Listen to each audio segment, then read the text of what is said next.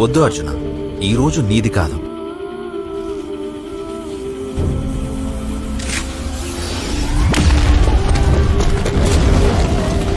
అర్జున, ఎక్కడ దాక్కున్నావు నీవు? యోధుడివైతే నా ముందుకు రా. బ్రహ్మాస్త్రం కేవలం బ్రాహ్మణులకు క్షత్రియులకు మాత్రమే లభిస్తుంది. నీవెవరివి కర్ణ? సూతపుత్రుణ్ణి. మొదట సహనంగా ఉండడం నేర్చుకో.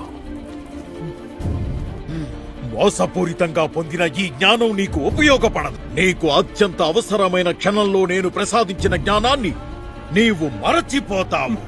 ఇదే నా యొక్క శాపం కర్ణ. నేను కర్ణుణ్ణి. విలువిద్యలో అర్జునుణ్ణి నేను సవాలు చేస్తున్నాను.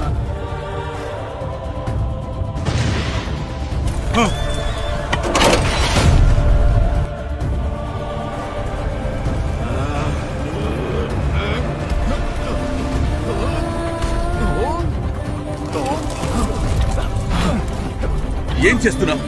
పదసారథి, చక్రం బయటికి.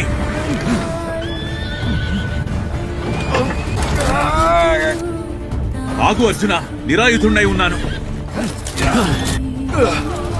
ఇంతటి ప్రకాశవంతమైన వెలుగ ఏమిటిది? సాక్షాత్తు సూర్యుడు.